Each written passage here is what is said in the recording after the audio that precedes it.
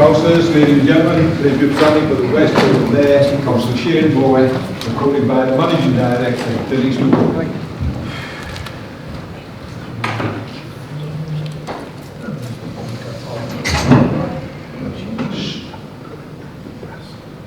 Thank you, everybody. Please be seated.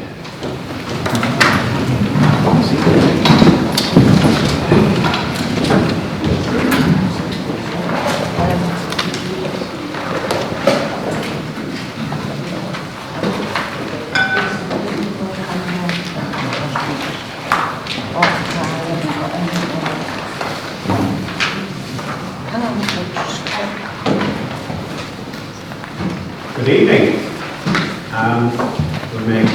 We'll get straight on to the agenda then. Do we have any apologies for absence from members? No, Chair, for last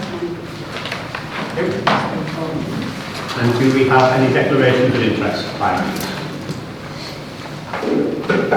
No.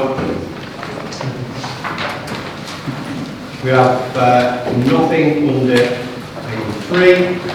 And we'll move on to the minutes of the last meeting of Council held on the 30th of November 2023. Are there any questions or comments on the minutes? Yes. Okay. Can we approve the minutes of the meeting held on the 30th of November? Yes. Yeah. And also then for the extraordinary council meeting held on the 13th. Are they correct? Great, thank you. So, Councillor Pratt, any questions or comments on the meeting? Yes, Chair. Under minute 65 on page 2 of the minutes of the 30th of November 2003, and also item 5 on the action sheet that flows from that, Council unanimously approved writing to the Member of Parliament to admonish her for not responding to either the Managing Director's correspondence a year ago today and our correspondence in your name, I think in July, on the issue of looked after children. Haven't had a response. From my point of view, I have not.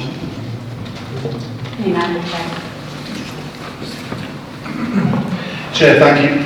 Given that it is widely acknowledged that the issue of looked after children and the gigantic overspend that we are currently suffering through no fault of anybody in this building, and the fact that this is the second largest budget pressure in the medium-term financial strategy that we're considering later this evening, it genuinely beggars belief that the Member of Parliament doesn't have the good grace to respond to either you, Chair, or the Managing Director, hasn't written to a minister to ask them for support for Hartlepool children, hasn't raised it in Parliament. It is now beyond a joke, and I clearly recognise asking to write to her again is a fool's errand. She has no intention of raising this issue in Parliament or anywhere else on behalf of Hartlepool. Can I therefore move that this Council publicly condemns the Member of Parliament for not doing her job with respect to looked after children in our town? Second. Thank you. I've had a motion and a seconder. I will need to go to a vote unless there is any dissent.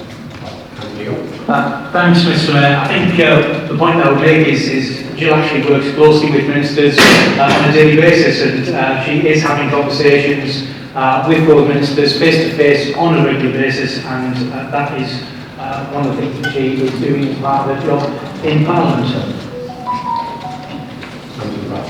Well, if that were the case, Chair, one would have thought she would have taken the time to write to you on behalf of this Council, outlining her discussions that allegedly she's having with ministers, for which we have absolutely zero evidence, or indeed inform the Managing Director, who raised this issue a year ago. There has been no discussion with ministers. Let's not treat people like fools. If there were, she would advertise the fact that she was doing it, having been written to on numerous occasions. She's not doing the job. I propose the motion. I've had a motion, I've had a second. Is there any dissent from the motion first of all? If anyone is dissenting from it, can they kind of indicate now? Yeah, okay. So therefore, all those in favour of the motion, please raise your hand. All those against?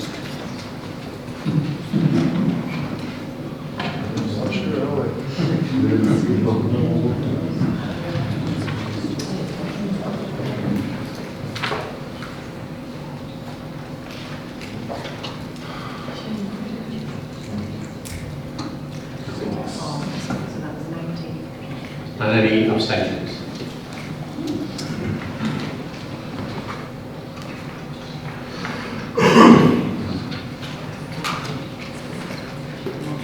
Okay, the motion is carried. Thank you, Chair. Thank you. Are there any further questions or comments on the minutes from council for either 30th of November or 13th of December? Councillor. Yeah, I'd asked for some clarification about the Audit and Governance Committee for Mayoral Development Corporation. As it stands at the moment, there are only 2 members of the Audit and Governance Committee for the Hartlepool Mayoral Development Corporation, and I'm entirely unhappy about the fact that I'm one of them. I'd like to seek some guidance on whether we can sign off on things with 2 members. So I just wondered if I can get some guidance from the Managing Director or the Chief Solicitor or the Scrutiny Manager at some point on that issue, because I'm entirely unhappy about being one of 2. And I would need to speak to the managing officer of the Compliance Authority, Councillor Craigie, but I will put that in my head tomorrow and try and get something to you before. Thank you.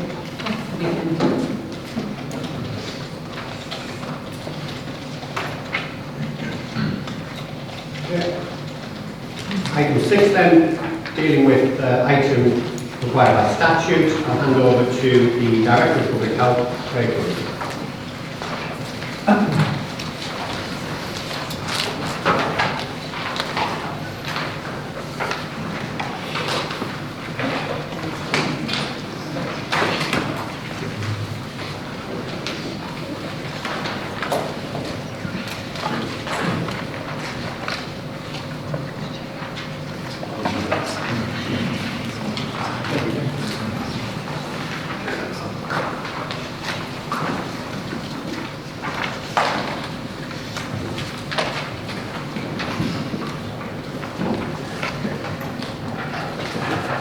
Thank you, Councillor Logan. If everyone can hear me? Yeah, brilliant. Thank you. Thank you, Chair, evening councillors. I'd like to present to you tonight my annual Director of Public Health report for 2023. Director of Public Health has a statutory duty to produce an annual report, and the local authority has the duty to publish that. I took the opportunity last year to publish a baseline position for where Hartlepool is currently, because of the sort of challenges that are facing the health of the population and the additional challenges we face in tackling inequalities. So for each of the following years, I intend to use my annual report to highlight key determinants of health and the progress we're making in improving those, and reporting to you the impact that we have with those determinants. It's important to say that all of this work that we demonstrate within the report is a partnership approach, and my report will illustrate a lot of the work we're doing with others to really sort of tackle some of those challenges we face at the moment. This year, I've chosen to highlight the important link between economic activity, work and health. Good quality work enhances people's opportunities and contributes to their good health. The health of the borough also impacts on economic activity as well, and therefore the employment opportunities available to residents and the skills available to employers. So as well as establishing a positive economic environment, creating healthy workplaces also has many benefits for employees and employers. Enabling employees to feel supported, to manage their long-term health conditions, and for others to maintain their health and well-being at work is crucial, and can also support employers to reduce the time their staff take off sick. And it has a massive impact on how people live their lives, considering the amount of time we all spend within the workplace and sort of engaging in activities that contribute to the economy. One example of this is support for health issues such as the menopause, which can have a big impact on women's ability to work. And so obviously supporting women with this can be hugely beneficial. To give an example of some of the work, I'm going to try now, and I think last year is fair, so fingers crossed, that we actually get the video and the sound. And show you some examples we've used from within the report. I'll just put that on full screen. I'm just going to double check. This fits in.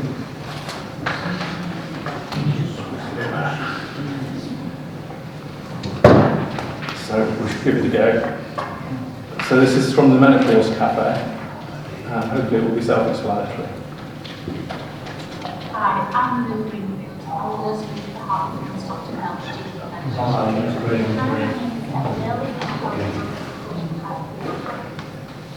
The volume control.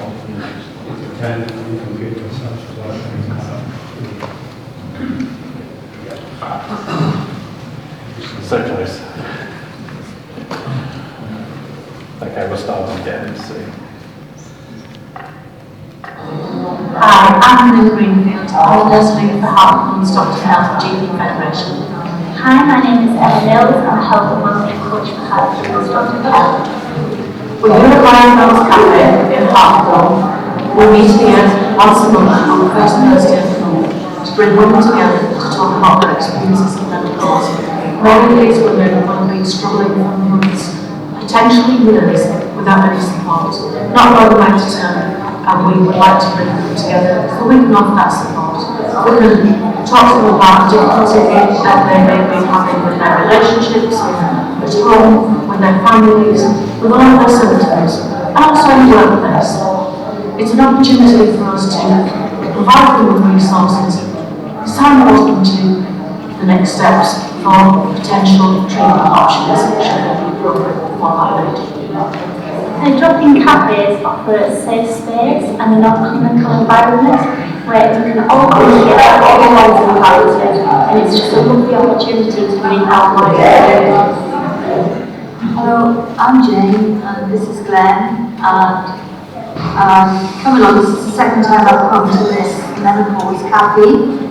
I'd have to say it's a fantastic initiative.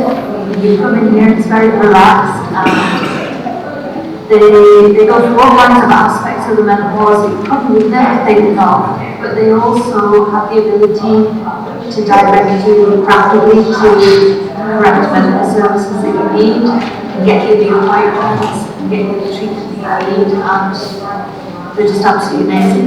It's a brilliant service outside the GP practices that just works. So, students previously take the GP, and they go just a menopause in the past couple of years, not really helping needs, having come in, people take the clinic, got some help, some DKT, and the notice is faster than what it is.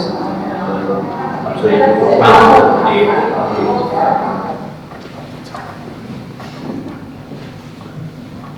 Okay, I think we've got a bit of a cafe sound in there, but I think we've got a sort of feel for some of the work that's going on, and obviously we're linking that with the various initiatives with businesses and workplaces.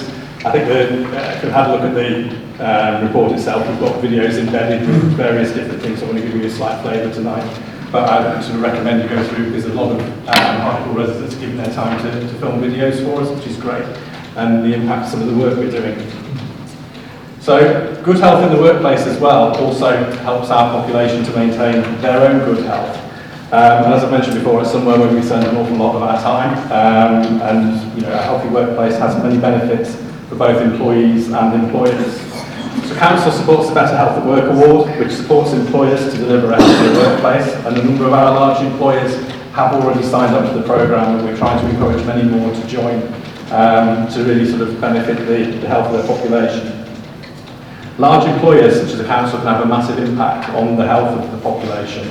I've just got another video here of one of our larger employers, Stagecoach, who've been a member of the Better Health at Work Award for some time now, and they're outlining what the award means to them. Hi, I'm Stephen Bennett, Assistant Operations Manager at Stagecoach in Hartlepool. The Better Health at Work Award is really important to us, because it not only lets us help our employees with their mental and physical health, but it also lets us get a woman better in an industry that isn't renowned for its physical and social activity. it pushes us to be more active and be more social. It's important to know what just employees want to get out of the award. And my employees told me that they wanted to play football, they wanted to do more physical and social activity. So from that, we set up, we started playing football on Tuesday night. It started as 14 generally young fit men playing, and it turned into a mini league involving all the stagecoach levels within the North East. We also do online yoga sessions where we can participate at home and we gather together afterwards to discuss it. We have Food Friday and Wednesday events where we give out food and water, which helps us promote hydration and healthy eating. But what my team enjoy the most is fundraising activities, which allows them to come to work dressed up and get more involved with their passengers and their community. From that, morale within the workplace has increased tenfold, and hopefully it allows them to come into an environment where they actually enjoy coming to work. So that's an example of one of our larger employers and how they've engaged with the programme. And I think one of our ambitions for this year is to get several more employers involved in the programme and to work in partnership with them to get a much better spread across the population of Hartlepool. So going forward, we want to work more in partnership with businesses to create healthier workplaces, to create further opportunities for employment and health, to create opportunities for learning and skills development, which are also important in building good health across the borough and helping supporting businesses to flourish. So that's been my brief presentation of the Director's Public Health Report for this year. You've got copies of that in front of you, and I commend you to look at that, as there's a wide selection of videos and information in there to support our push for around the economic and business environment. Thank you. Thank you for that, Craig. Councillor Young.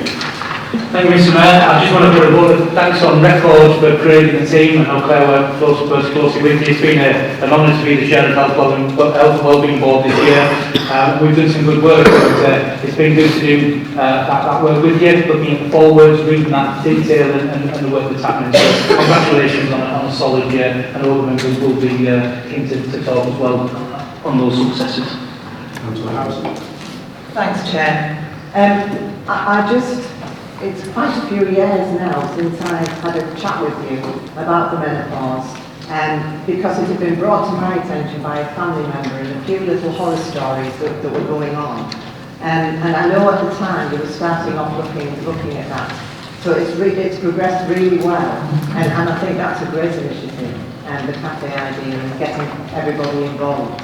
And also the whole idea of making the workplace a better place to be for your mental and physical health. And I think it's so important. I think it's a great report, and I love the idea that you're sticking to your videos. Great. Thank you. Councillor House. Thank you, Chair. I'd like to thank Craig and Steve for the report. I think it's very well done. I was really shocked at some of the statistics around health in the town.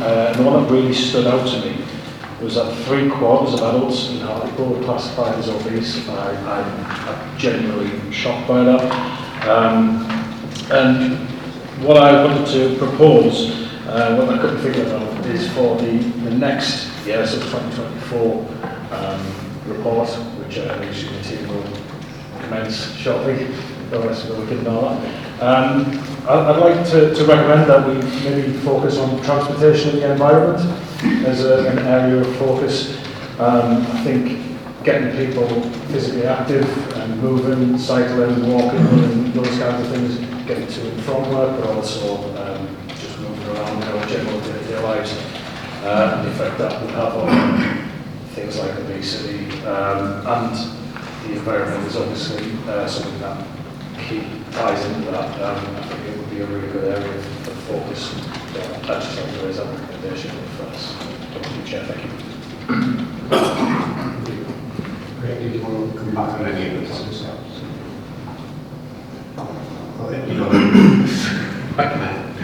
Councillor. Right, try not to cry.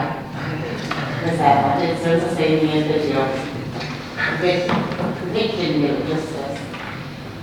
As many of you know, I've really suffered with menopause the last 2 years.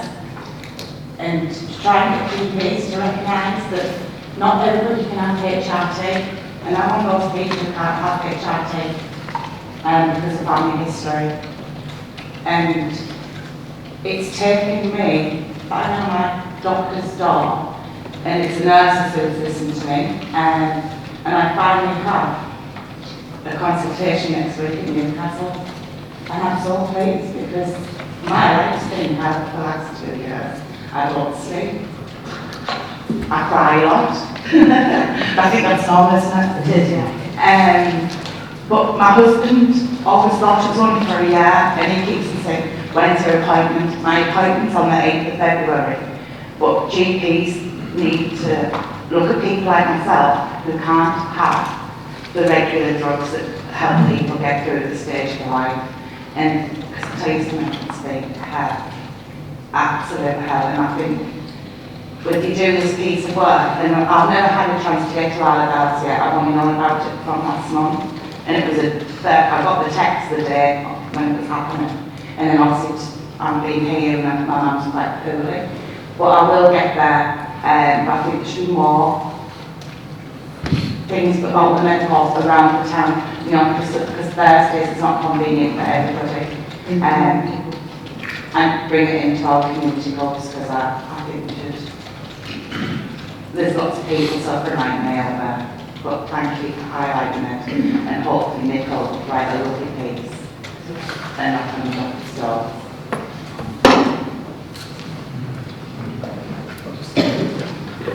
Yeah, thanks for that. I think obviously the Menopause Centre Cafe, as I said, was set up by the the primary care people, so there are obviously primary care inputs into that, and I think that's probably one of the benefits of it, that it's actually run by professionals in primary care, so I think that should be beneficial. But yeah, we are looking to see if we can support it and more and roll out more across the town.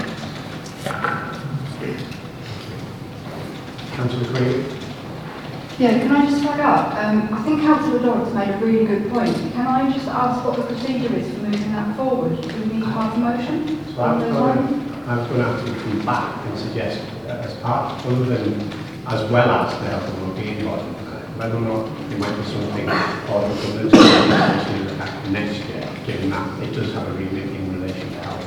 But it was going to be a suggestion that I gave to Councillor Potts as to whether I want to go down that route. Sorry, did you hear? No. Sorry. Obviously, I'm speaking over the top of this monitor. I'll speak down here a little bit. One of the suggestions I was going to give to Councillor Dodds just towards the end there was, as well as the Health and Wellbeing Board looking at it, Audit and Governance Committee does have health as part of its remit, and whether or not the Audit and Governance Committee might want to, or Councillor Dodds might want to request Audit and Governance to potentially look at it as part of their work programme next year.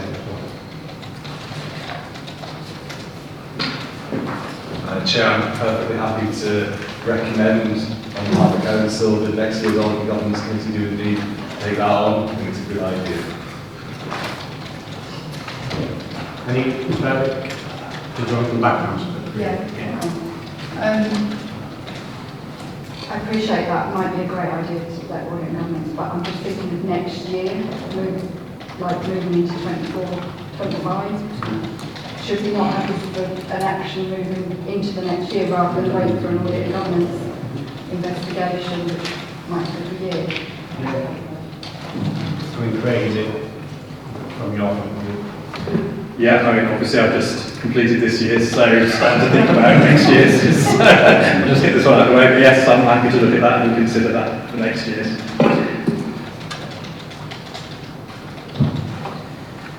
Councillor Young, did you have your hand up? No? Okay. Any further questions or comments? No? Okay, the recommendations are set out at the back of the report under item 13, and you have to note the report and its conclusions and for us to publish the report. Is there any dissent from those recommendations? Great, so thank you very much, and thank you, Craig.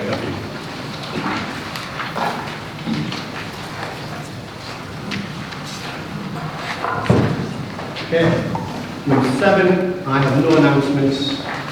Managing Director, do you have anything?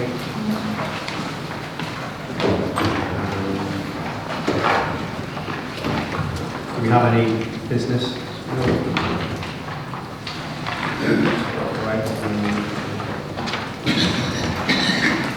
Right, move on to agenda item 11, 11A.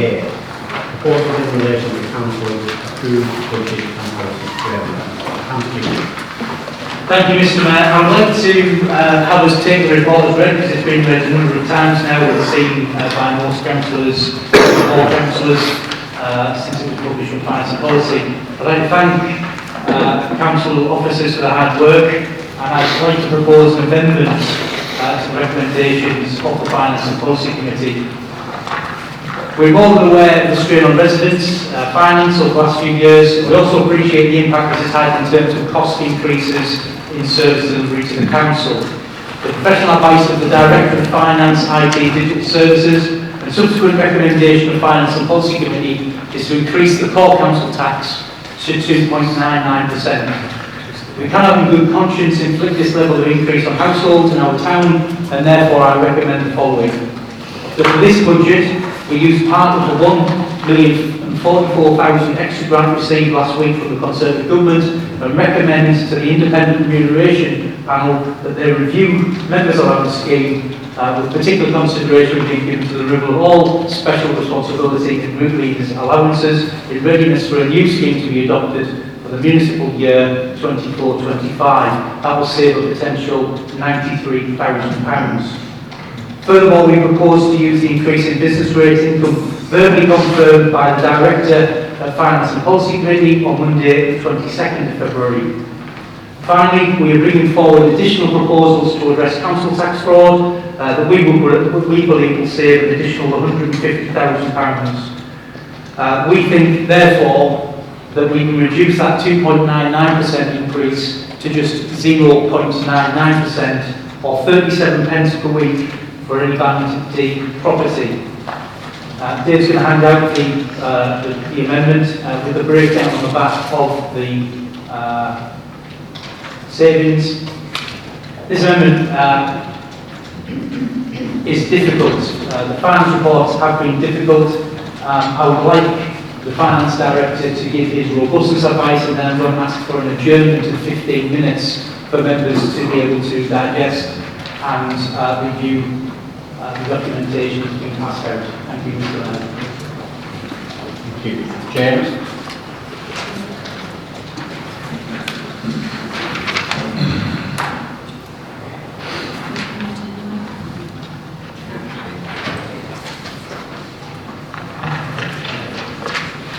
Thank you, Mr. Mayor. Mr. Mayor, in line with my statutory responsibilities, I have provided what I believe to be clear robustness advice in the report. This advice reflects a real concern I have with regard to the Council's financial positions, the risks we face, the use of reserves to balance the budget, and the adequacy of these reserves. I believe I have been consistent in my messaging over the last 6 to 8 months as to the seriousness.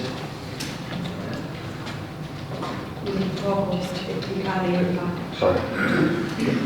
I believe I've been consistent in my messaging over the last 6 to 8 months as to the seriousness of the financial position, and have availed myself and briefed all political groups and all members throughout as to that position. Members will also be aware of the equally dire position of other councils, and this is very much in the news today, given the cross-party levelling up housing and communities committee publishing their report into financial distress in local authorities. Fundamentally, we have the same pressure and funding constraints as others. We are not unique. We are not special. Other councils are increasing council tax by the maximum as they recognise it as the responsible thing to do. However, despite all this evidence, I have been unable to persuade sufficient members on all sides of the chamber to recognise this. Doing so is particularly challenging given the hung council. I do fully appreciate the difficulty members have in putting council tax up given the impact on residents. On the basis that this is the only alternative budget put forward and the various and differing positions of members, I have to reflect on this proposal and whether it can be considered robust. I would conclude that the most robust thing for council to do remains to increase council tax by a maximum allowable, i.e. 4.99%, including the annual social care precept, as this secures the funding in perpetuity for the council. However, on the basis that this does not seem to be possible to achieve, and also that there are no other alternatives proposed, I would reluctantly agree that the alternative budget proposals could be considered robust in this context, and I would ask that my advice is minuted in full. Thank you, Mr. Mayor. Can I just move the adjournment so members can reflect?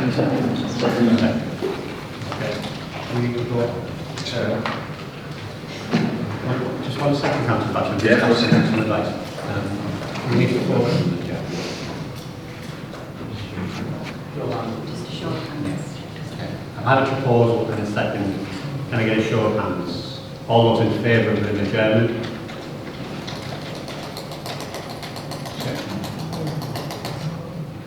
Carried.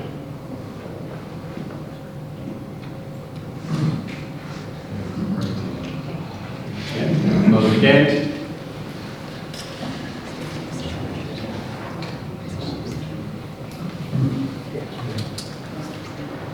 And those abstain. Thank you. With that then, there'll be a, did you say 15 minutes, Councillor? 15 minute adjournment. Please stand.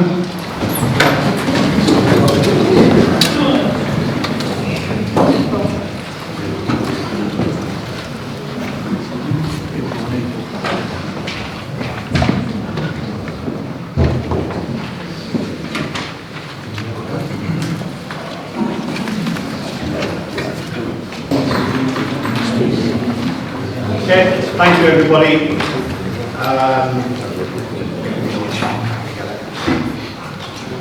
So after that then, I had Councillor Brash from Thank you, Chair. It's very puzzling. I feel like I'm talking to my kids sometimes. I feel like we couldn't have been clearer going back to last April that this Labour group would not vote for a rise in council tax. And let's just clarify one thing from the get-go. This isn't a 0.99% increase on people's council tax bills, it's a 2.99% increase on people's council tax bills. Let's just take the timeline. April, we said we would not vote for a council tax increase in this year.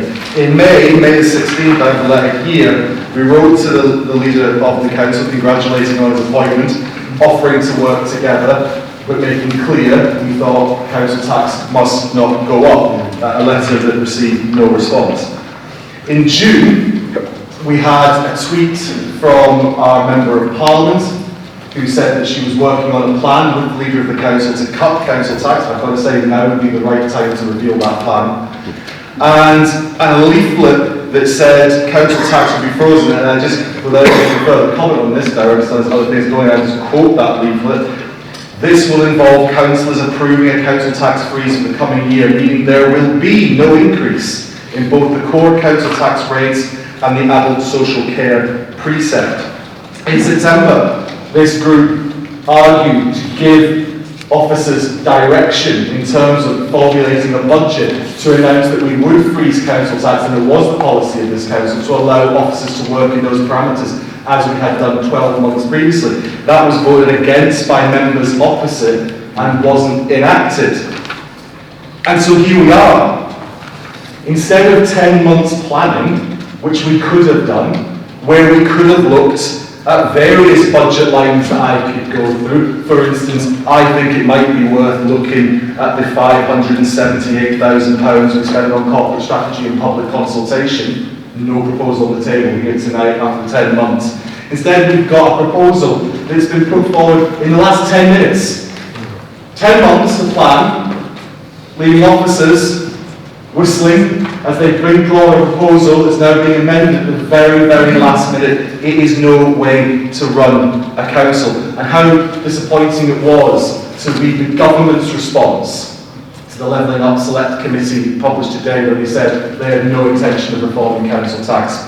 in any way, despite the fact that everybody knows it's regressive and hammers towns like Hartlepool. That's all you need to know about the levelling up agenda of this government. They have no intention of doing anything about council tax.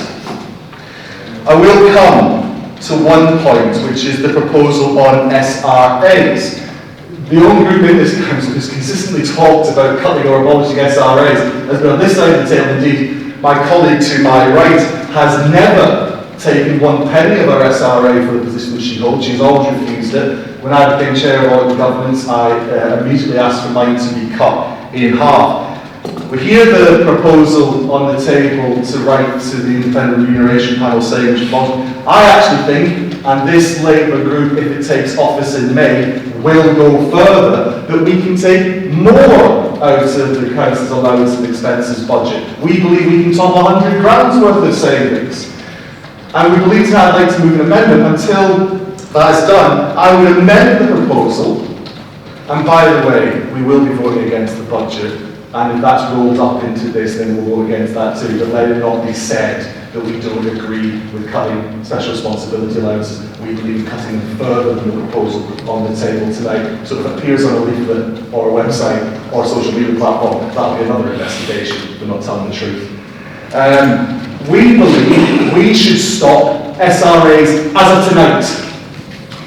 That's our amendment to that proposal, that they be suspended this moment, helping the budget position until such time as the IRP can make that review and save £100,000. I will wrap up. I will happily wrap up and say council tax is a regressive tax, is 2.99%. We have said for nearly a year we would not support, and we will not support it tonight. I'm just going to bring in Hayley Martin on the specifics of what you're requesting, Councillor Bash. Yeah, thank you, Mr. Mayor. So in relation to the member allowances, any amendment proposed to the member allowances scheme, the regulations require that it has to be put to the independent remuneration panel for consideration first. The alternative is that, as some members do, is to voluntarily forego their allowance.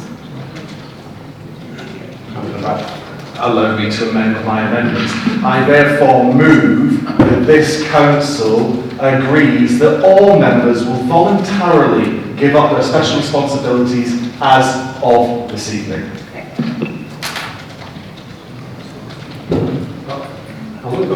Can I clarify that? Because I'm not sure how this council can approve that all members voluntarily give them. That's almost telling people you have to voluntarily give them up, and in which case it's not voluntary. I'm sorry to be That's perfectly fine. We can request, and if everyone does it, then it is voluntary. If everyone votes for it, then it would be voluntary, wouldn't it? It's up to members obviously whether they wish to vote for it or not, at which point it would be voluntary. Thank you, Mr. Mayor. Obviously, I've put an amendment forward and that hasn't been dealt with yet. So, are we dealing with these in order, or are we just dealing with? It didn't get seconded today. It did from Councillor Brash. Oh. Yeah. Councillor Brown, sorry, Councillor Brash. Sorry. How would you like to deal with it? Okay, so we will go with the first amendment first then, which was the one put forward by Councillor Young, and that has been circulated. I apologise, it was seconded prior to the adjournment. So all those in favour of the adjournment, the amendment put forward by Councillor Young. As a roll. Okay. So this is in support of the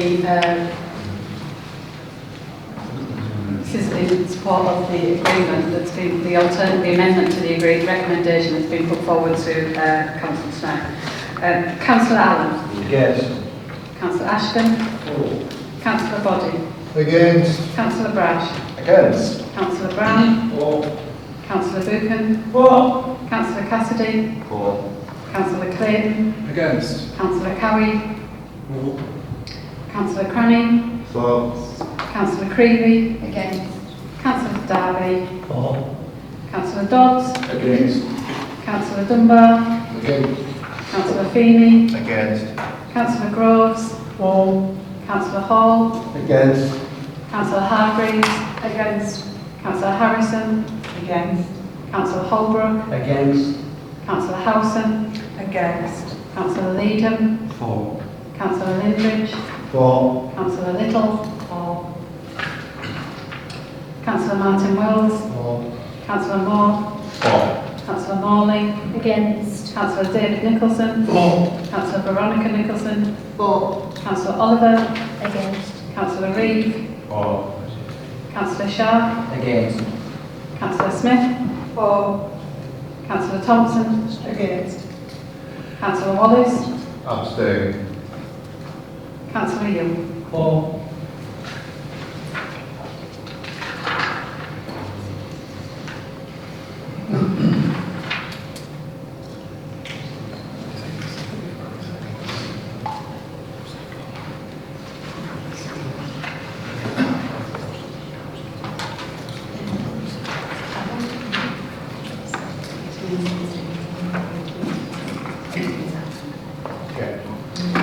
That amendment has been carried by one vote. 18, 17 and one abstention. So I've had, that one has now carried. I've had a second amendment to that amendment, which has been seconded, so we need to go to that one, yeah? Does that apply first?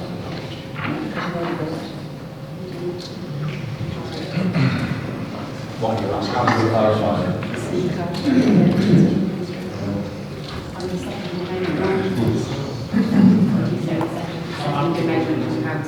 Yes, we now need to move to that one, don't we? Procedurally, because it's been put forward to second. In between, even though that's been seconded. I just want to do it right. Yeah, let's go to the vote. Okay. Councillor Smith. I suggested that we brought to the full council meeting tonight to remove the SRAs. But I needed a lead-in time to be able to do that. I'm currently on redundancy notice, and the only income that I possibly will have is this income. So you bullying me into getting rid of it is a bit harsh. I'm quite happy to get rid of it, but I need to be able to manage my finances while I'm being made redundant. Chair, council policy will never and has never been about the individual personal circumstances of the councillor, and actually acknowledging that you're voting because of your own personal financial circumstances, I think dispars you from the vote. Quite happy to abstain, but I just want to make sure that six of them have decided quite brilliant. Everyone is perfectly entitled to make a proposal over SRAs. The coalition just made a proposal over SRAs. I am making a proposal that be ended tonight. If somebody believes that they can't vote for something because it is affecting their financial circumstances, then I would believe that's a prejudicial interest and they should leave.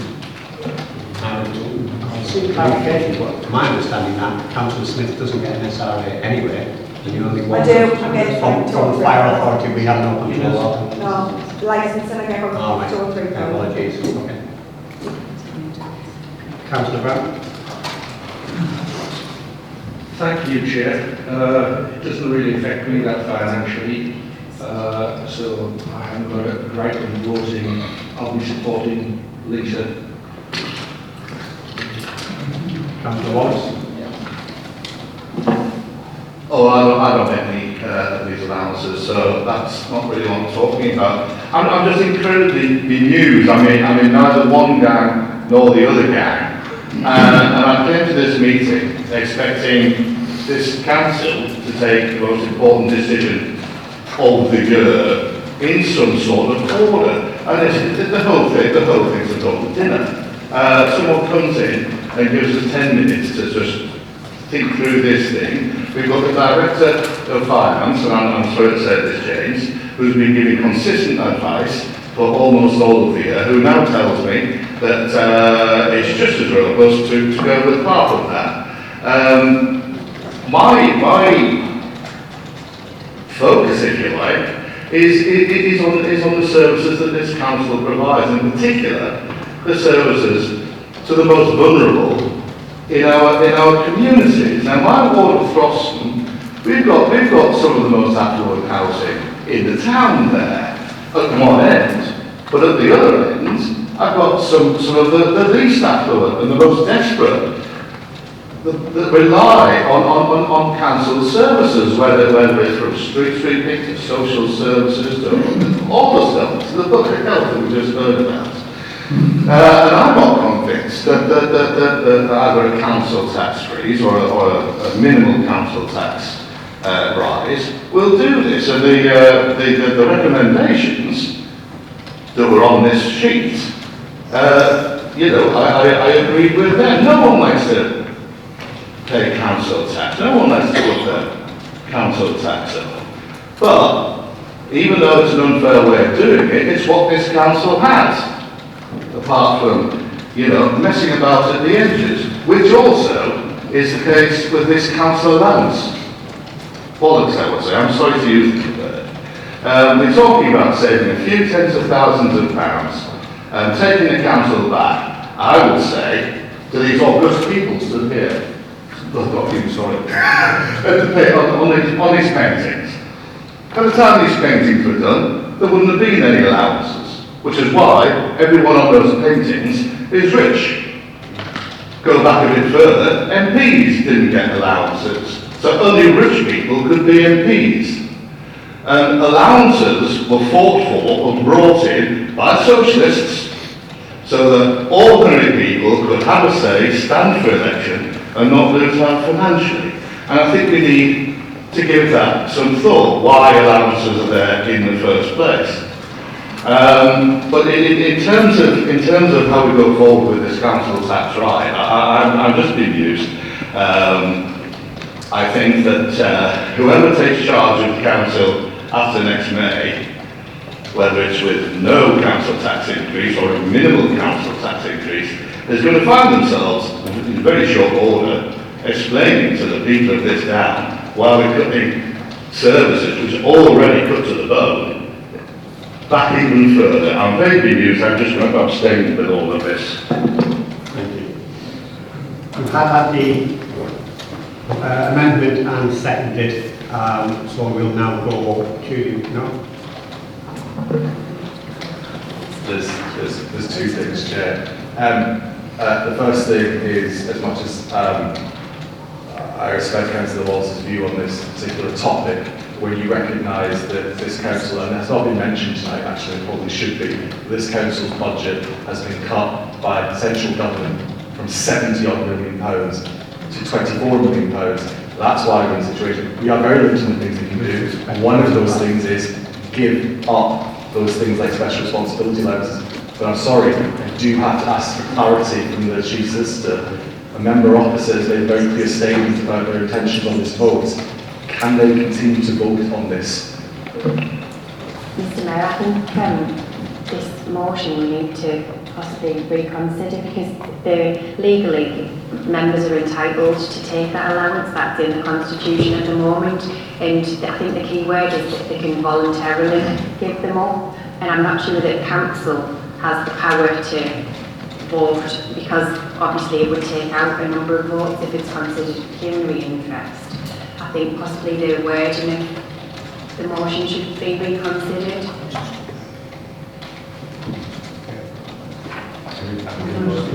Yes, I'm very happy to read words in light of the Chief Solicitor's legal advice. I would move the Council request that members consider voluntarily giving up their special responsibilities allowance from this evening. If they believe it should be cut, then let's voluntarily do it this evening. Okay. I think that wording is more Do I have a seconder for it? Yes. Thank you. Okay. All those in favour, does this, because it's financial, okay. All those in favour of that? All those in favour of the... Yeah. So we're voting for individual members to make a decision based on their conscience. To consider. Okay. So there's no pressure on anybody, it's under control. Thank you.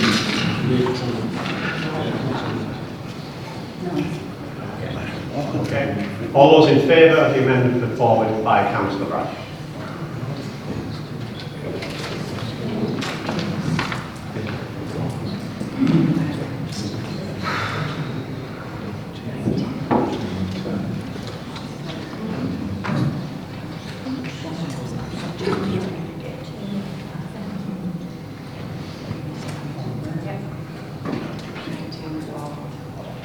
That motion is carried.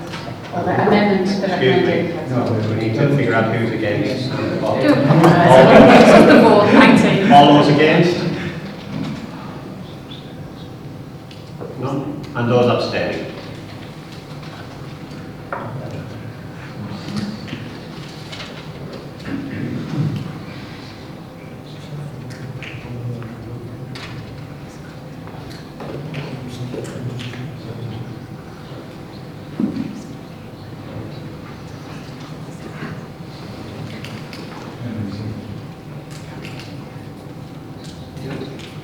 So carried, I do apologise, Chair. That amendment to the recommendation was proposed by Councillor Young. Has been carried 19. Thank you. Can I thank you for Council passing that? Can I answer the question that's just been put to me? It's yes. I invite other members to do the same. I've just been asked whether I can give up my special responsibility allowance. I'm saying yes. I invite other members to do the same. Sorry. But again, that would be deemed to be putting pressure on people. So, Well, that's my question. yeah. You don't know individual people. Okay. Councillor Young, to finish off the report. Thank you very much. So the other recommendations on there are linked to number 2, which is the social care precept increase of 2%. Can we get the vote on the social care precept, obviously to the most vulnerable people in our community? This is something that I definitely support and both members do too. So if we're moving to the recommendations, are you asking to make recommendation 3 before recommendation 2? We've already done that on the amendment. So it's number, yeah, we've done the amendment. So it's number 2 and then number 1. Yeah. And 4, 5. And I mean, we could probably join them together if you wanted to. 2, 4, 5. Yeah. So we'll just do the rest together. Social care precept and whatever's there. Okay. Well, those need to be recorded votes. Yeah. Councillor Greedy. I don't mean to be picky, but the report that went to Finance and Policy has then been amended. So surely 6.11 is superfluous. We can't know a report that's not been amended, can we? I don't know. Well, I was going to move on. I was going to ask that we look at the recorded votes because on that exact point, recommendation 4 talks about the robustness of life detailed in section 11 of the report, which has obviously been superseded by the advice that's been given tonight by James. So that also needs to be changed. So if we go to the recorded sections of the vote first, we can get them over. Number 2. Precept.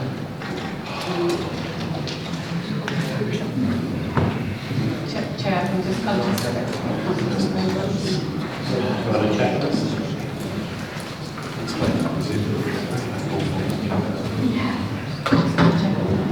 Yeah. Chair, given the situation, I'm very happy to have another adjournment if someone's health needs to be looked into. Are we okay for a 5-minute adjournment just while we check on it? Yeah. Okay, thank you. Okay, thanks everybody. We will make progress. So, moving to the recommendations, we are going to take recommendation 3 first, but obviously that has been altered as part of the report. Sorry, Councillor Hall, I didn't realise you went back. So instead of recommendation 3 in the report you have, saying an increase in core council tax of 2.99%, because of the motion that's been, the amendment that's been made, that will say recommend an increase in core council tax of 0.99%. This needs to be a recorded vote. Thank you, Chair. Councillor Allen. Against. Councillor Ashton. Councillor Boddy. Against. Councillor Brash. Against. Councillor Brown. For. Councillor Buchan. For. Councillor Cassidy. For. Councillor Clayton. Against. Councillor Cowie. For. Councillor Cranny. For. Councillor Creevy. Against. Councillor Darby. For. Councillor Dodds. Against. Councillor Dunbar. Against. Councillor Feeney. Against. Councillor Groves. Councillor Hall. Against. Councillor Hargreaves. Against. Councillor Harrison. Against. Councillor Holbrook. Against. Councillor Howson. Against. Councillor Leedham. For. Councillor Lindridge. For. Councillor Little. For. Councillor Martin Wells. For. Councillor Moore. For. Councillor Morley. Against. Councillor David Nicholson. For. Councillor Veronica Nicholson. For. Councillor Oliver. Against. Councillor Reeve. For. Councillor Shah. Against. Councillor Smith. For. Councillor Thompson. Against. Councillor Wallace. Abstain. Councillor Young. For. That's carried, Chair, 18-17-1. Okay, thank you. Now moving to recommendation 2, recommend an adult social care precept increase of 2%. A record vote. That's carried, Chair, thank you. Councillor Allen. Against. Councillor Ashton. For. Councillor Boddy. Against. Councillor Brash. Against. Councillor Brown. For. Councillor Buchan. For. Councillor Cassidy. For. Councillor Clayton. Against. Councillor Cowie. For. Councillor Cranny. For. Councillor Creevy. Against. Councillor Darby. For. Councillor Dodds. Against. Councillor Dunbar. Against. Councillor Feeney. Against. Councillor Groves. For. Councillor Hall. Against. Councillor Hargreaves. Against. Councillor Harrison. Against. Councillor Holbrook. Against. Councillor Howson. Against. Councillor Leedham. For. Councillor Lindridge. For. Councillor Little. Councillor Martin Wells. Councillor Moore. For. Councillor Morley. Against. Councillor David Nicholson. For. Councillor Veronica Nicholson. For. Councillor Oliver. Against. Councillor Reeve. For. Councillor Shah. Against. Councillor Smith. For. Councillor Thompson. Against. Councillor Wallace. For. Councillor Young. For. Thank you so much. That's carried 19-17. Okay, thank you. And on to the final recorded vote, which is recommendation 4, but that is obviously been altered, hasn't it, as part of the amendment. Okay, back on to you. Councillor Allen. Yes. Yeah. Sorry, Councillor Allen. My fault. Everyone's in favour of voting on the amendment that was tabled tonight.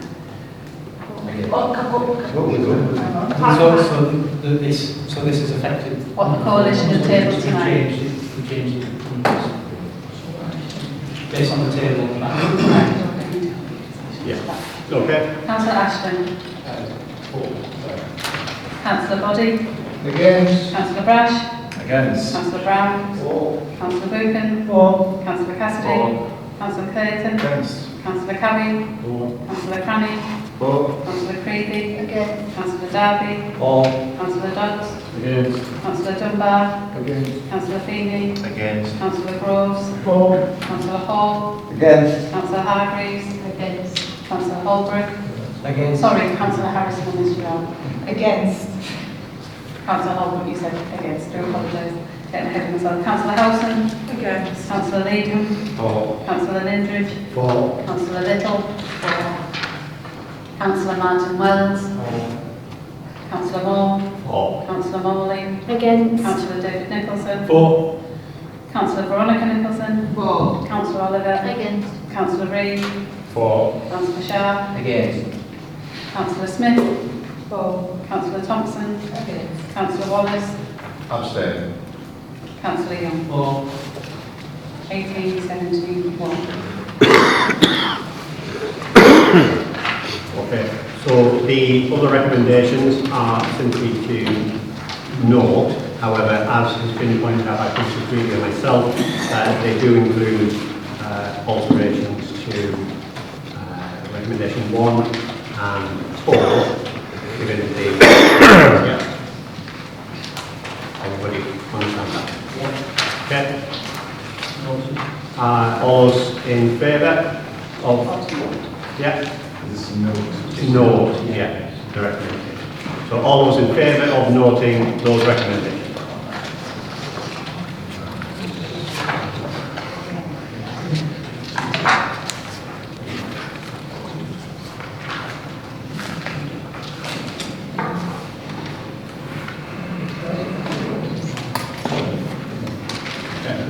All those against?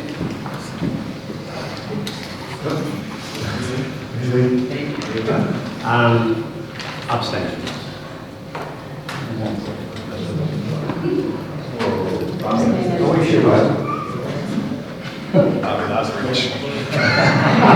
You're freezing the two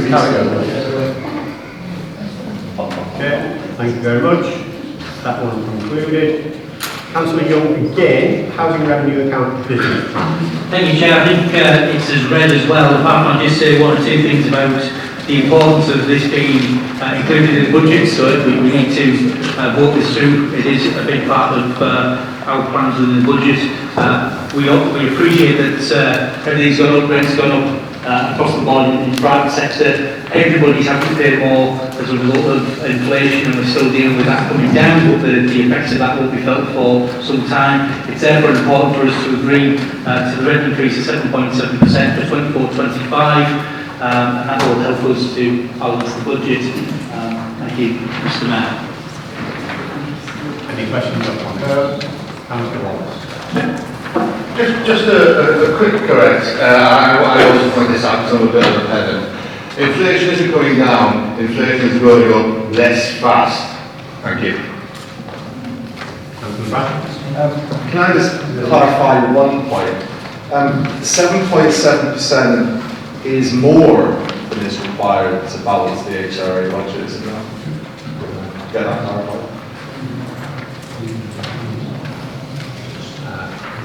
Councillor Young or James,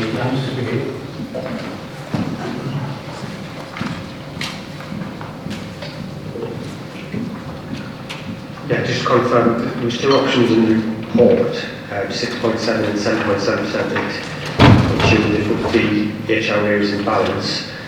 I think the report reflects a number of risks going forward to the overall HRA position, and that's why the 7.7% was recommended for approval. I mean, I would just make the point that this, despite inflation over the last year being historically high, is now less than the rate being proposed here. So what we are doing, again, is making people poorer. And we're not going to support that.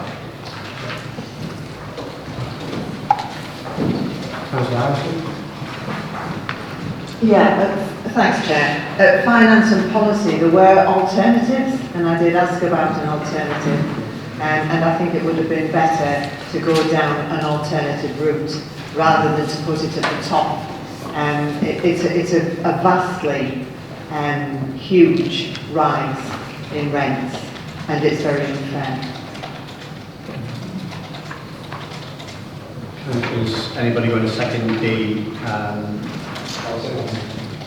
Councillor Brown? Okay.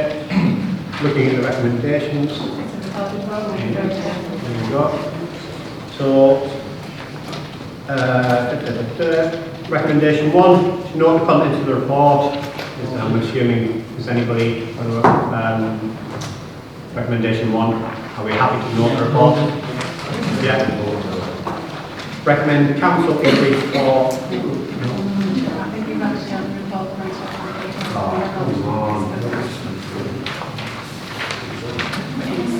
Thank you very much.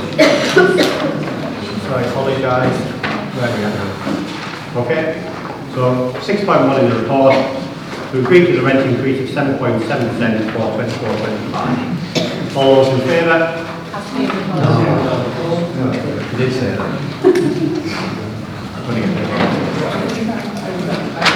Councillor Allen. Against. Councillor Ashton. For. Councillor Boddy. Against. Councillor Brash. Against. Councillor Brown. For. Councillor Buchan. For. Councillor Cassidy. For. Councillor Clayton. Against. Councillor Cowie. Councillor Cranny. For. Councillor Creedy. Against. Councillor Darby. For. Councillor Dodds. Against in the strongest terms. Councillor Dunbar. Again. Councillor Feeney. Against. Councillor Groves. Councillor Hall. Against. Councillor Hargreaves. Against. Councillor Harrison. Against. Councillor Holbrook. Against. Councillor Howson. Against. Councillor Lehman. Councillor Lindridge. Sorry, Councillor. For. Councillor Little. For. Councillor Martin Wells. Councillor Moore. For. Councillor Morley. Against. Councillor Nichols. For. Councillor Veronica Nicholson. For. Councillor Oliver. Against. Councillor Reid. For. Councillor Sharp. Against. Councillor Smith. For. Councillor Thompson. Against. Councillor Wallace has left the building. Councillor Young. For.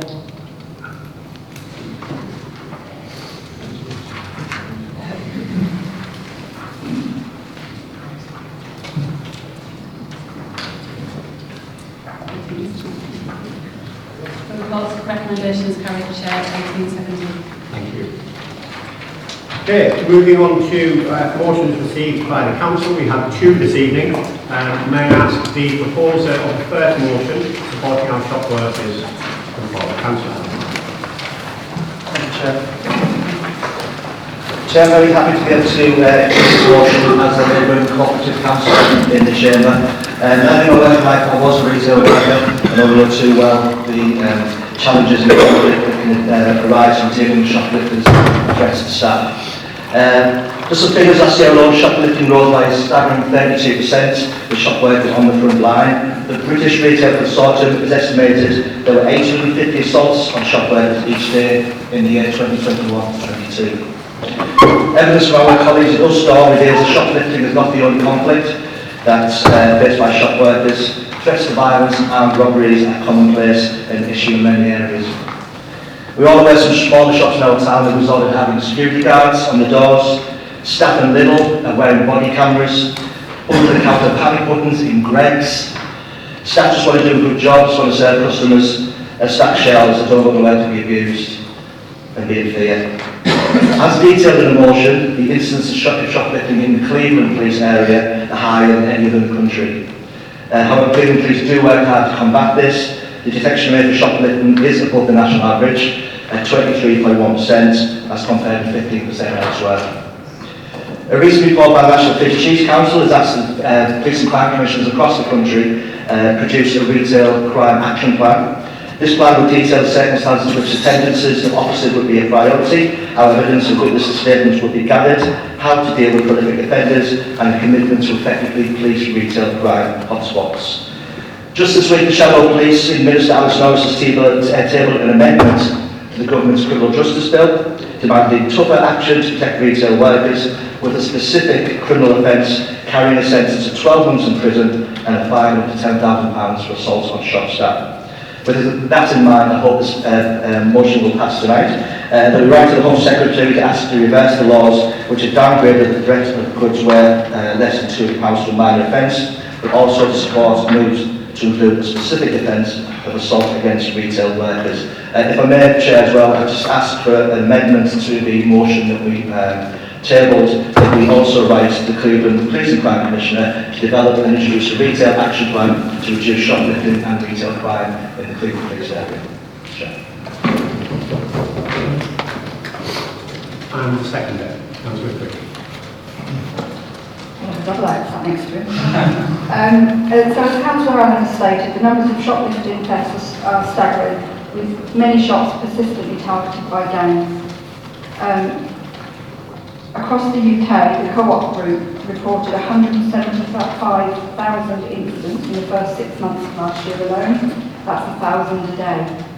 Hartlepool's figures, I can't read my own writing, sorry. Hartlepool's figures for shop thefts are up from, Hartlepool's recorded figures for shop thefts are up from 1,075 in 2022 to 1,799 in 2023, and that doesn't include November. I couldn't work out the percentage rise, but it was pretty hefty. Nor could you. With around 3,500 shop workers in each constituency in the country, and that includes some of our sons and daughters and grandchildren, we have to support them. So I'd like to recommend this motion, and I'd also like to support Gary's amendment to the motion. Are there any comments on the motion? Councillor Castle. Thank you, Chair. Yeah, I totally support this motion. My own mother, she works 2 part-time jobs, one in Erin, one in Iceland, and the stories that she tells me, she was even assaulted one time for someone trying to shoplift, and some of the stories that she tells me. So absolutely 100% recommend this, and I hope everybody just support this motion tonight. Anybody else? Okay. I'll ask, is there any dissent on supporting this motion? No? We can approve it unanimously? Great, so thank you very much. And then the second motion, backing our WASPI women. Councillor Harrison. Thanks, Chair. It was back in the municipal year of 2016-17, I believe, when we were first councillors, is that right? It was my first time speaking anyway in the chamber, and I put forward a motion to support our WASPI women, and at that time there was an awful lot of work going on in the media to bring their plight to our attention. So I gave the example then, and I'll give it again, that I was born in 1970, no, I wasn't. I was born.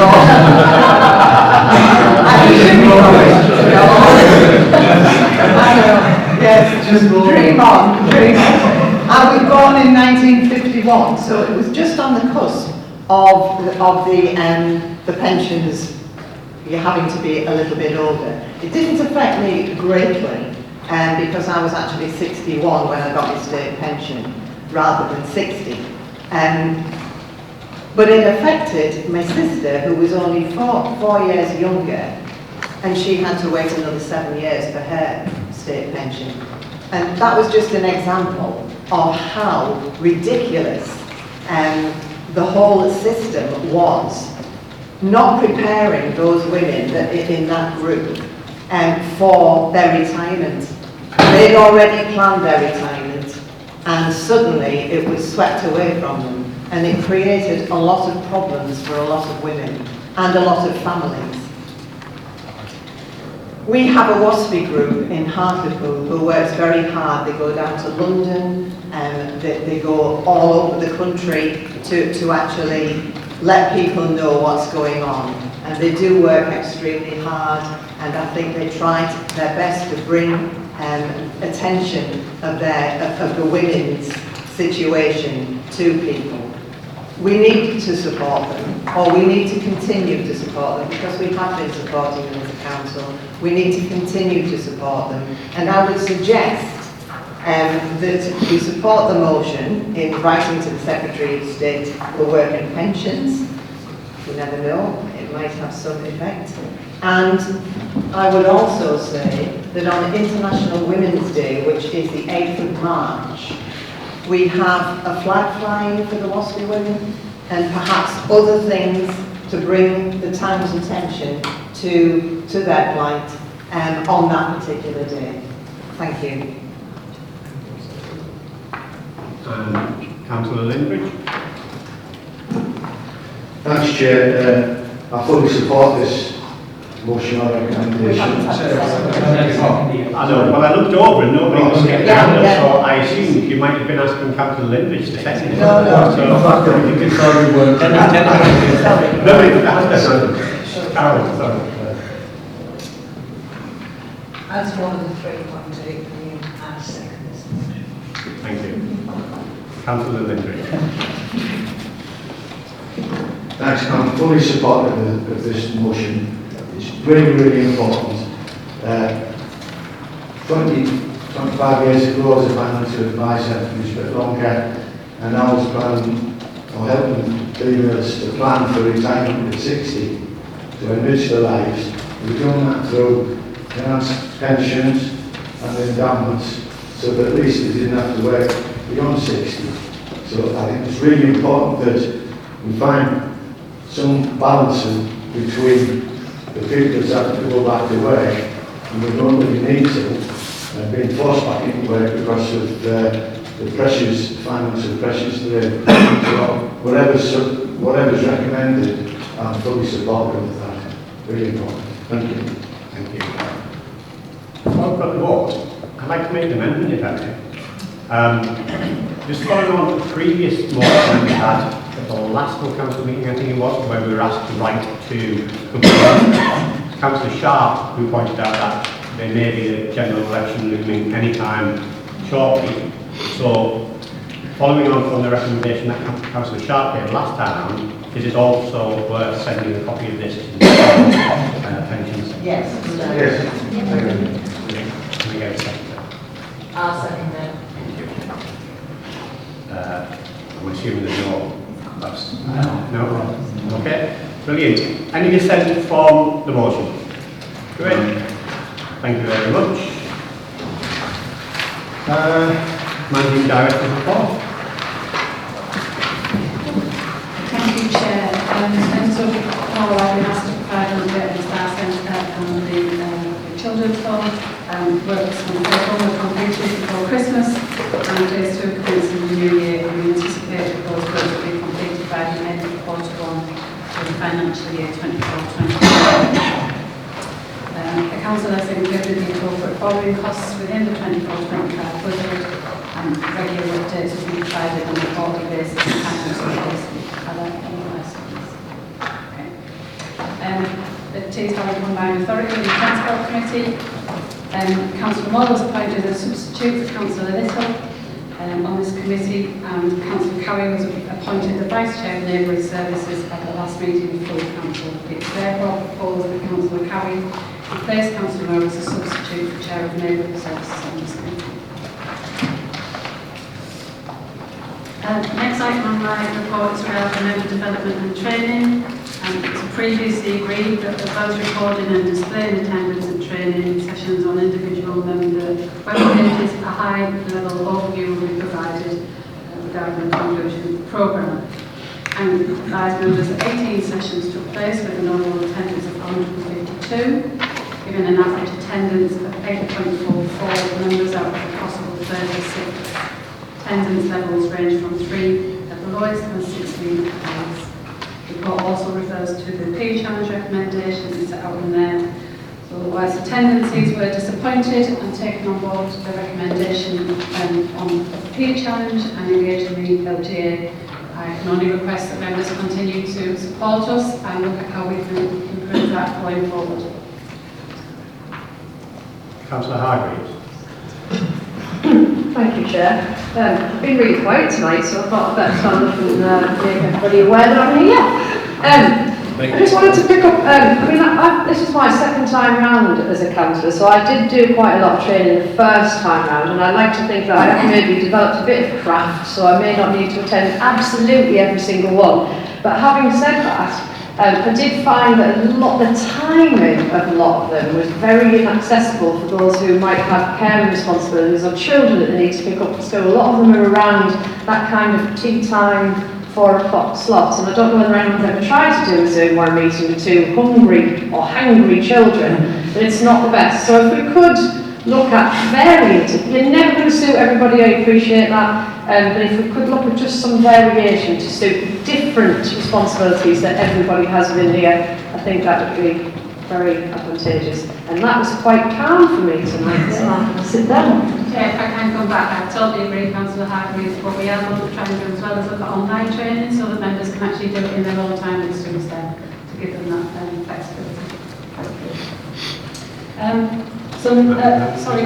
Councillor Green. Yeah, sorry, can I just also mention about the low attendance at the member seminars as well? I think that's something that should be picked up on as well. Yeah, but when they were online, the numbers were really big, but they're high, but they are starting to drop off, so we can just encourage everyone to make that rate. The Chair and the Vice Chair of Adult and Community-Based Services received some reports in the last month, and there were some really good news stories in there, and they wanted that bringing to the attention of Council. And one is regarding our adult education service and of jobs and skills, and we have inspection and we were rated good, and this has been awarded for the overall of all the services that are provided under that umbrella. Also, invested in volunteering, the Council's Community Hub Service has successfully achieved the Invested in Volunteers Award, which is a significant achievement, and I'm sure members will want to pass on their thanks on both of those services to the officers involved who've done an excellent job. And regarding the art gallery, Hartlepool Borough Council has been chosen as one of only 3 areas across the country to host the British Museum's Touring exhibition, which is a huge accolade for Hartlepool. When you compare to the other 2 that we're with, and if you want to see the report, it did go to Adult and Community Services monitoring the January, and indeed gets involved in that. So I just members to know my report. Councillor Lily. I'm not one of those moments, so I'll keep on working if that's alright. I just want to point out like how well our jobs and skills people have done within our community hubs. We've had a vast amount of people seeking advice who have come to the country to try and seek work and employment. They've had lots of language barriers which they've overcome, and they are making people getting jobs and they are getting English qualifications. I've really like to put on what record like how well they're doing, how proud they are to get this off-state course. It's the first one that they've ever done. Thank you. And I think on behalf of the council, obviously we are incredibly proud of what the teams have achieved. And personally speaking as well, if I just bring attention to the museum service, I think anybody who's noticed, whether it be on social media or engaged with the museum service and the art gallery recently, they're doing a fantastic job lately, and especially in their public engagement and with schools. It's lovely to see those spaces animated and a bit more life. Okay. Moving on to 14, receive questions from and provide answers to the public. We have 2 public questions this evening. Thank you, Chair. So I recommend the question I think you've got in the pack regarding the first one, which is regarding the Tees Valley Energy Recovery Facility. And I don't believe the individual is here. Are you here, sir? No. Yes, he is. Would you like to read the question yourself? Yeah. For ease, and so that people can hear, I wonder if it might be easier if you sit at Councillor Walsh's chair and you just use the microphone.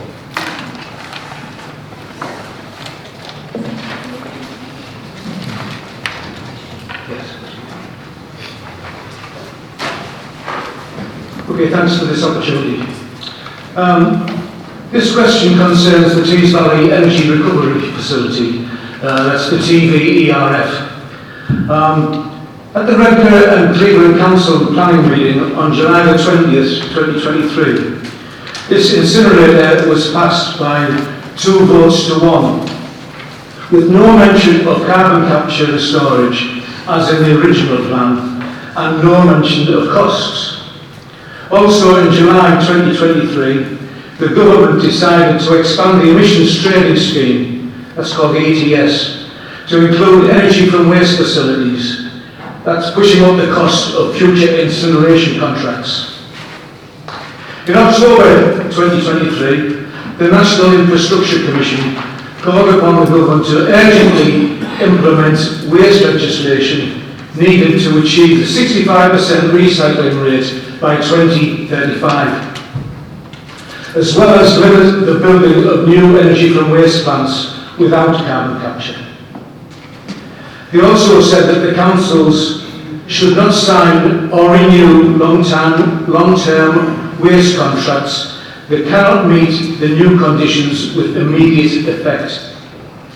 And there should be a greater focus on boosting recycle rates. In 2035, we will only be a few years into a potential 36-year plus contract with this incinerator. We will not meet that recycling target if we sign up to this. Also, an extremely heavy fine awaits any early exit from the contract, which would cost the Hartlepool taxpayers dearly. With government targets for the model UK Win, that's UK Without Incineration Network, they found that the North East Cluster, which includes the Tees Valley, has 5 million tonnes of existing incineration capacity and a further 7.5 million tonnes in development, but less than 4 million tonnes of potential incinerator feedstock, failing to less than 3 million tonnes by 2042. This means there is no good reason to press ahead with the proposed TVERF. We are already over capacity in our region.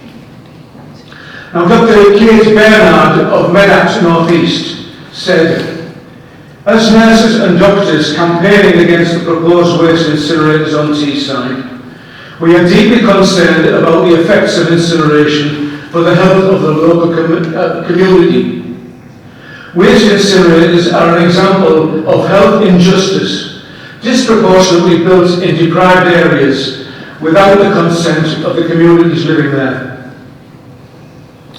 Recently, I've heard that the tender process for the incinerator has been put on ice due to the lack of grid join-up till 2031, making it unviable. With these strands of evidence, surely now would be an opportunity to have a proper debate about axing the TVERF and thinking about a more sustainable waste system fit for the future, transitioning using short-term contracts with existing incinerator capacity, instead of blindly signing up to a long-term lock-in contract of unknown expense and sleepwalking the next 2 generations of councillors into more future environmental problems to fix, when we should be looking at less expensive, less carbon-intensive alternatives, now creating more green jobs and a brighter future.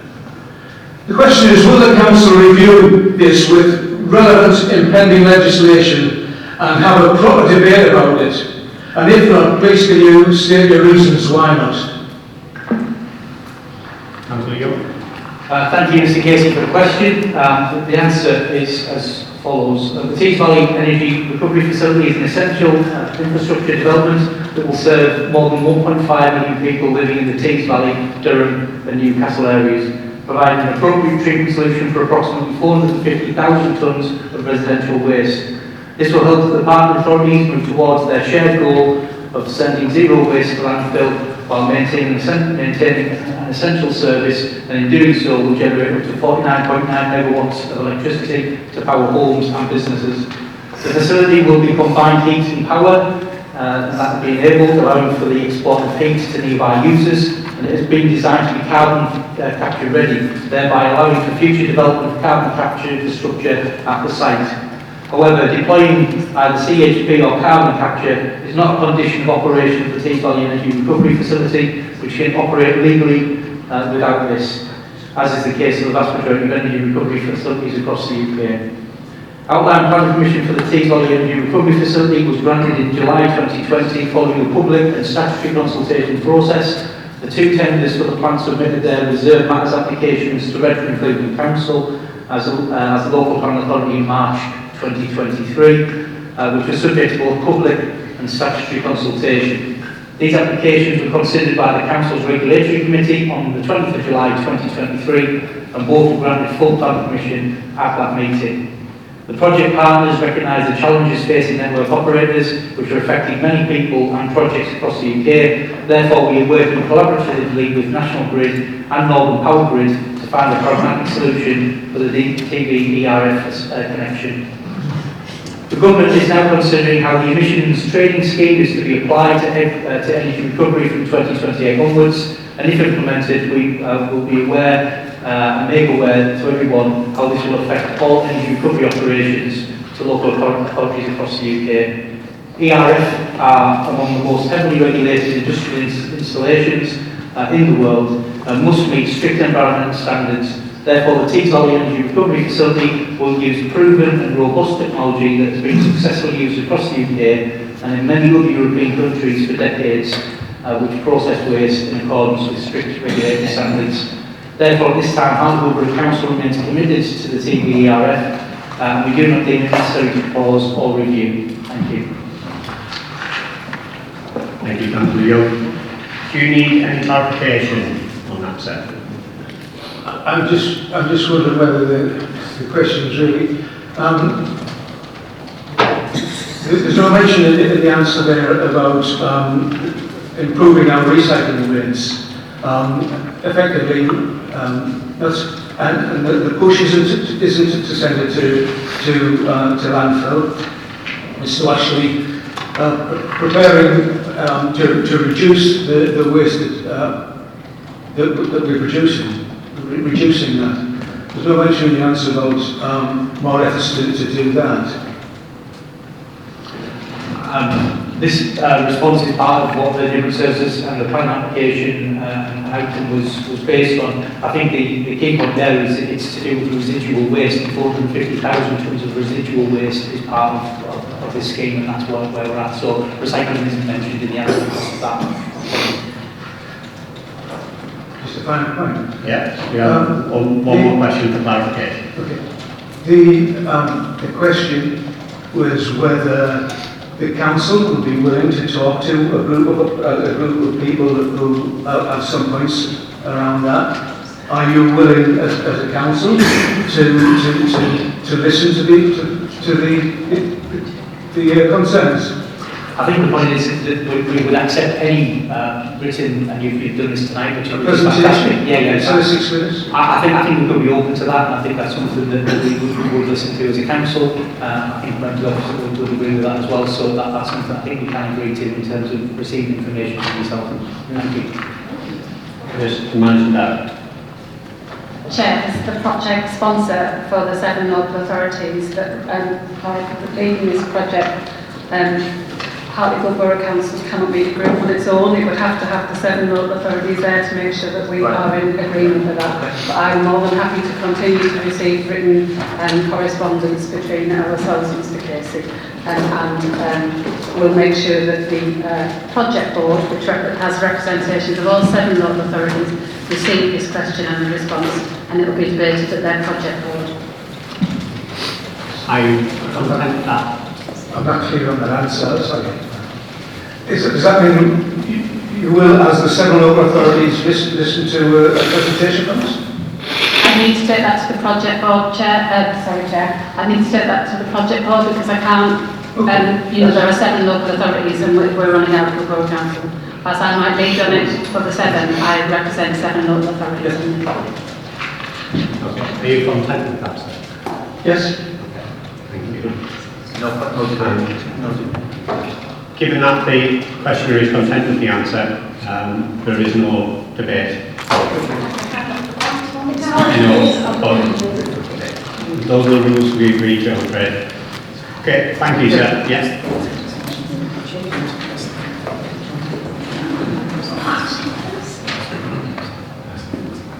And we have a second question. Chair, I think Mr Richardson's in the audience. Mr Richardson, do you want to read the question or do you like me to read it for you? No, I would read the question as in the Constitution. No problem. So the question is, why is Hartlepool Borough Council telling the public there is no money for services which they have already paid for, but you can pay for it, being tall ships, out of the historical grant that Hartlepool Borough Council are holding and forget where it is and where it comes from? This is very worrying. Thank you, Mr Mayor. I know members on all sides agree that the Tall Ships Weekend was a wonderful event for the town and its residents. What's more, it really showcased the best of Hartlepool regionally, nationally and indeed internationally. Despite best endeavours, the team were unable to contain spend within the budget. There were very good reasons for this, and these are set out in detail in the report to the November Finance and Policy Committee. It did of course cost less than the 2010 event, and in Hartlepool, and nearly £2 million less than the 2018 event that was held elsewhere in the region. Clearly we have to fund this overspend. I know that one of the first things the Director of Finance did when he started his role last year was to review our reserves position, and this confirmed grant reserves could be released to support the township's budget. We understand some of the grant reserves were historic, and I think this demonstrates both the depth and extent of the review that took place. Reserves are published in the statement of accounts, which are of course independently audited and are online. In addition, we now include our reserves and their forecast use in each quarterly budget report of finance and policy, and I'm sure Mr Richardson will agree this improves transparency both for councillors and members of the public alike. Thank you, Councillor Young. Do you need any other question? No, thank you. Clarifications? No, that's quite all right. And are you content with the answer? Yes, but I'd love to take it on the road. Okay, thank you.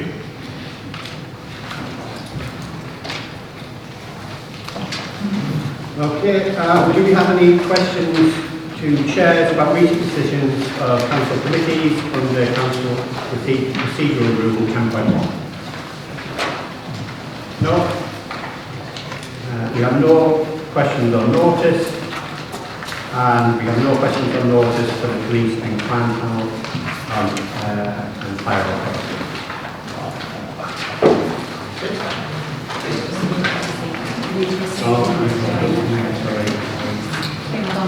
Yeah.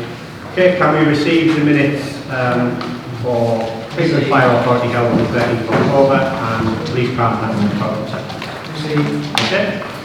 Brilliant. Thank you all very much. Thank you for your time this evening.